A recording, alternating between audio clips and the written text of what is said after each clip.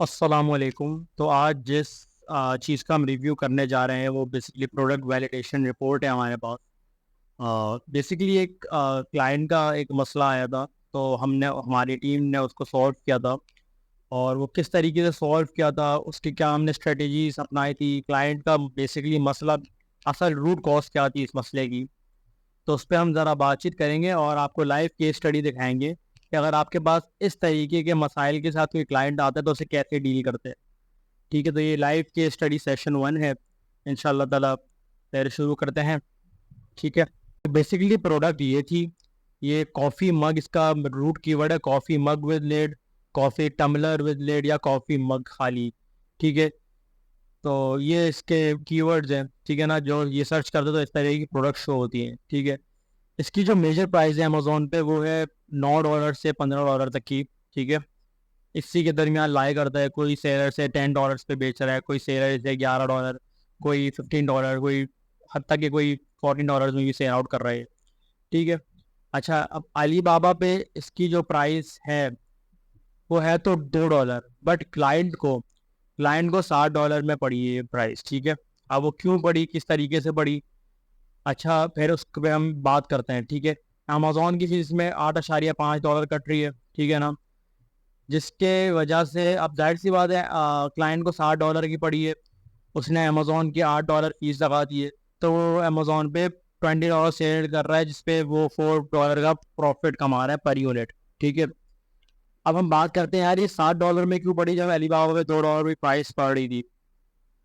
ठीक है, ये इसलिए क्योंकि शिपमेंट कॉस्ट कवर करने की क्लाइंट ने $20 प्राइस की है। ठीक है, अच्छा, बेसिकली $2 का प्रोडक्ट था, लेकिन इसने $60 में इसको प्रोडक्ट पड़ी है क्योंकि इसने पाकिस्तानी बैंक के थ्रू पेमेंट कर दी थी अली बाबा को। बेसिकली अली बाबा की पेमेंट के लिए ज़्यादातर इंटरनेशनल बैंक यूज़ होते हैं, जहाँ पर आपके डॉलर्स होते हैं, आप उसी में पेमेंट करते हो, तो उसकी वजह से टैक्स इतना नहीं कटता। तो लेकिन क्लाइंट ने इसको पाकिस्तानी निज़ाम बैंक के थ्रू पेमेंट करी अली बाबा को, जिसकी वजह से उसको जो $2 का प्रोडक्ट है वो उसको पड़ गया $7 का। और मज़े की बात तो ये है कि क्लाइंट ने उस $2 की प्राइस से भी क्या नाम है नेगोशिएट नहीं किया सप्लायर के साथ। ठीक है, तो इसकी वजह से भी एक मसला आया। ठीक है, तो बेसिकली अब इसका हमने जब कंपेटिटर एनालिसिस किया, तो अब हम जाहिर सी बात है जब भी हम कंपेटिटर एनालिसिस करते हैं तो हम हमेशा वो चीज़ें वो कंपेटिटर चूज़ करते हैं जिसका रेवेन्यू हाई हो। ठीक है ना, और रिव्यूज़ लो हो और बी एस आर ग्राफ अच्छा हो। लेकिन जब इसने प्राइस 20 की ना, अब जाहिर सी बात है कुछ तो प्रॉफिट रखेगा। अब इसने जो प्राइस 20 की, तो उसके 20 के हिसाब से खाली 3 कंपटीटर्स हैं जिसके पास ज़्यादा रेवेन्यू है और हायर बहुत रिव्यूज़ हैं। ठीक है ना, तो अब उसकी भी हम बात करेंगे आगे कौन कौन से वो हैं। तो मैंने उसको एक शुरू में बता दिया था, ठीक है, पीपीसी अगर आपको चलानी है तो पीपीसी चलेगी, लेकिन ये है कि एग्रेसिव पीपीसी चलेगी, हल्के हाथ वाली पीपीसी नहीं चलेगी, ओपन हैंडेड हमें रखना पड़ेगा पीपीसी को। ठीक है, तो बेसिकली ये तीन सेलर्स हैं, एक हाइड्रो फ्लास्क है, एक येटी है और एक स्टैनले है।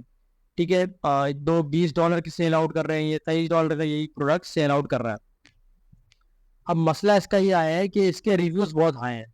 येटी के 3,000 के करीब है, हाइड्रो फ्लास्क के 3,000 हैं, स्टैनली के 5,000 हैं। तो जाहिर सी बात है ये जो नया सेलर है, जो हमारा क्लाइंट है, वो इसको क्या नाम है कम्पीट नहीं कर सकता। ठीक है, ये इम्पॉसिबल सी बात है, पीपीसी भी चला दो तो ज़्यादा ब्लीडिंग होगी। ठीक है ना, और बहुत मतलब कि फिफ्थ या सिक्स इन्वेंट्री पे उसका प्रॉफिट आ रहा हो। ठीक है, तो हमने एक प्रेजेंट सिचुएशन प्रोडक्ट की बना ली, हमने कैलकुलेशन इसकी यूएसडी के अंदर गिर दी कि कॉस्ट प्राइस उसको अलीबाबा से $60 की पड़ी है। ठीक है, Amazon fees $8, overall PPC budget, अच्छा पीपीसी बजट हमने इस तरीके से लगाया कि अगर $50,000 इसने इन्वेस्ट करे हैं टोटल इन्वेंट्री में पाकिस्तानी बैंकिंग के थ्रू, इसकी वजह से, तो हमें 25,000 एटलीस्ट अगर हम पीपीसी को अलग से दें तो $90 बनते हैं ये 25,000, और ये 25,000 को हम 25 से डिवाइड करेंगे तो पर यूनिट कॉस्ट $3 आ रही है पर प्रोडक्ट की पीपीसी पे।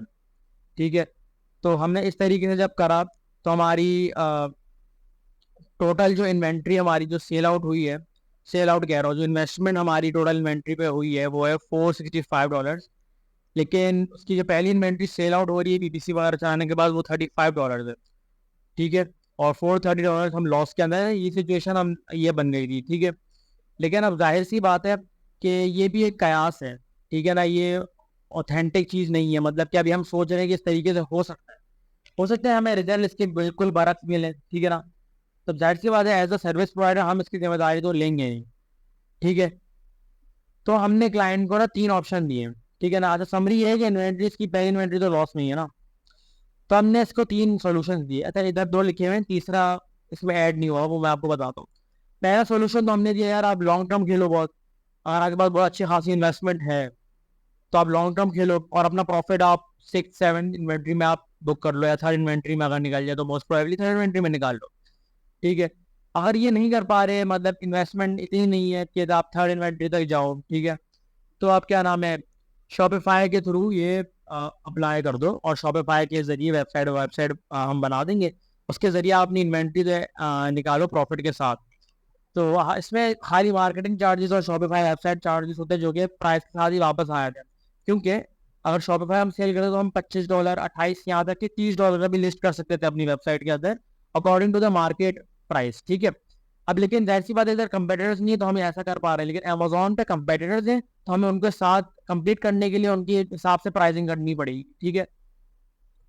तो अब जाहिर सी बात है जब हम $30 करेंगे पर प्रोडक्ट की प्राइस, और उसी हिसाब से मार्केटिंग बजट $100 या $150 रखेंगे, तो जैसे प्राइस जब बढ़ाई है तो प्रॉफिट के साथ मार्केटिंग बजट भी हमारे पास वापस आ जाएगा। तो हमने ये सोल्यूशन दे दिया। अब तीसरा सोल्यूशन बहुत ही वैलिड लगता है और बहुत ही सही लगता है, ठीक है। तीसरा सोल्यूशन ये था कि भाई पहली इन्वेंट्री आप अपनी लॉस में निकालो, ठीक है। जितना आप लॉस कर सकते हो उसको लॉस में निकालोगे। पहली इन्वेंट्री वैसे ही लॉस में जा रही है ना आपकी, उसको 20 की प्राइस पे नहीं, उसको 13-14 की प्राइस पे बेचो, ज़्यादा लॉस करो, ठीक है। अब गलती करिए तो सीखो, हम क्लाइंट से कहते हैं आपने गलती की तो सीखो, क्योंकि सीख कर जब आगे बढ़ोगे ना तो बहुत आगे जाओगे। तो इसी वजह से हमने बोला यार उसको कि ना आप 11 पे सेल आउट करो ये प्राइस, ठीक है ना। ये product coffee mug with lid, इसको आप ज़्यादा हो गया 15 पे आप निकालो ना, तो उससे होगा क्या, ये पहली चीज़ लॉस में आएगी। फिर हम एक अच्छा प्रोडक्ट लेके अच्छी सोर्सिंग करके अच्छे क्या नाम है कीवर्ड रिसर्च करके प्रॉपर तरीके से अगर हम लॉन्च करेंगे, अगर बजट है, फिर इसमें भी बात हो गई ये बजट है, ठीक है। अच्छा बजट जो लफ्ज़ है ना ये जहन में रखिएगा अपने, ठीक है। तो हमने इसको तीसरा ऑप्शन ये दिया था। लेकिन अब क्लाइंट के मसले ये हैं कि उसके पास बजट नहीं है, ठीक है। अब वो आपसे ये कहना चाह रहा है कि यार एज अ सर्विस प्रोवाइडर आप उसको ये सारे ऑप्शन बोलते हो, तो वो ये बेसिकली कहेगा कि यार मेरे पास बजट नहीं है, ठीक है। इसके पास बिल्कुल भी मतलब कह रहा हल्का सा भी बजट नहीं है, इतना है, इतना भी नहीं है कि शॉपिफाई पे भी वो मार्केटिंग अप्लाई कर सके जो कि $200 $150 की लगेगी, ठीक है ना। उसके बाद इतना भी पैसा नहीं है, ठीक है। तो आप बेसिकली क्या करोगे, आप उसको चौथा हल बताओगे और वो फाइनल हल होगा जिसको उसको खुद ब खुद राजी होना पड़ेगा, वरना इसकी इन्वेंट्री ऐसी पड़ी रहेगी, अमेजोन के $40 वो देता रहेगा, ठीक है। अच्छा मजे की बात ये कि क्लाइंट अक्सर ऐसा भी होता है कि वो वापस भी नहीं भिजवा पा रहा होता 3PL में अपनी इन्वेंट्री, क्योंकि उसको ज़्यादा कॉस्ट लग रही होती है अमेजोन से हटाने की। तो हम उसको चौथा ऑप्शन सजेस्ट करते हैं जो कि आप लोगों ने गैस कर लिया होगा, लिक्विडेशन। Yes liquidation. अब लिक्विडेशन के प्रोसेस होते हैं, उसको डिटेल में हम नेक्स्ट वीडियो में डिस्कवर करेंगे, लेकिन अभी थोड़ा समराइज हम बता देते हैं। लिक्विडेशन देखें हम बहुत सारे तरीके का कार्स होती है। एक तो अमेजोन का लिक्विडेशन प्रोग्राम है, हम क्लाइंट को उधर इनरोल कर सकते हैं, ठीक है, उसका अकाउंट का एक्सेस लेके जैसे सूरत हाल बने, ठीक है। दूसरा लिक्विडेशन प्रोसेस ये होता है कि जिसके जो कंपेटिटर्स हैं जो बहुत अच्छा मार्जिन लेके जा रहे हैं उसको हम ईमेल्स करते हैं कि भाई ये हमारे पास 25 यूनिट है, ठीक है, ये आप सेल आउट कर दो अपने स्टोर पे हमसे खरीद लो। अगर हमें $60 का पड़ा आप $5 में ले लो, ठीक है ना। क्योंकि लॉस तो वैसे ही हो रहा है, आगे कोई फायदा नजर नहीं आ रहा, तो इस इन्वेंट्री को अपने पास से हटाना ही बेहतर है अगर बजट नहीं है आपके पास आगे इन्वेस्टमेंट का, ठीक है। तो बेसिकली आपने ये करना है, ठीक है ना। या फिर आपने फेसबुक पे जो ग्रुप्स बने होते हैं एक्सट्रीम कॉमर्स इनेबलर्स के, अमेजोन वर्चुअल असिस्टेंट के ग्रुप्स होते हैं, डिजिटल मार्केटिंग ग्रुप्स होते हैं, रेलेवेंट ग्रुप ईबे एड से वॉलमार्ट के ग्रुप्स होते हैं, अपना रेलेवेंट या शॉपिफाई के भी ग्रुप होते हैं, ठीक है।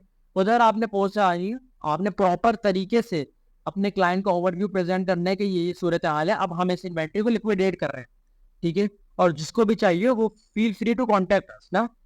तो फॉर एग्जाम्पल अगर आपको $60 की पड़ी, आप $2 में निकाल दें, ठीक है ना, क्योंकि अभी हमारा मकसद है जो $40 अमेजोन की इन्वेंट्री फीस जा रही है उससे बचना, ठीक है, उससे हम बचना चाह रहे हैं, क्योंकि आगे आगे as per the client situation. अच्छा, ये सारी बातें हो रही क्लाइंट सिचुएशन को मद्देनजर रखते हुए, लेकिन अगर क्लाइंट बजट लगाने में रेडी हो तो ये सारी चीजें नहीं होंगी। हम जाहिर सी बात लॉन्ग टर्म भी कर सकते हैं, फिर हम ये भी कर सकते हैं कि क्या नाम है, फर्स्ट इन्वेंट्री जो हमारी लॉस में ही निकल रही है उसको हम क्या नाम है 12-13 मार्केट प्राइस के हिसाब से लिस्ट करके सेल आउट करें, और फिर क्या नाम है अपना प्रॉपर न्यू लॉन्च के साथ आए, ठीक है ना। बहुत सारे हल निकल सकते हैं अगर क्लाइंट के पास बजट हो। लिक्विडेशन का अमल हमेशा जब जेर एहतमाम आता है जब आपके पास बजट ना हो आगे चलाने का, और आपको पता है आपको लॉस ही होगा उसमें ना, तो आप $40 बचा रहे हो, ठीक है। तो इस हिसाब से आप अपनी क्लाइंट की इन्वेंट्री को लिक्विडेट कर सकते हैं, ठीक है।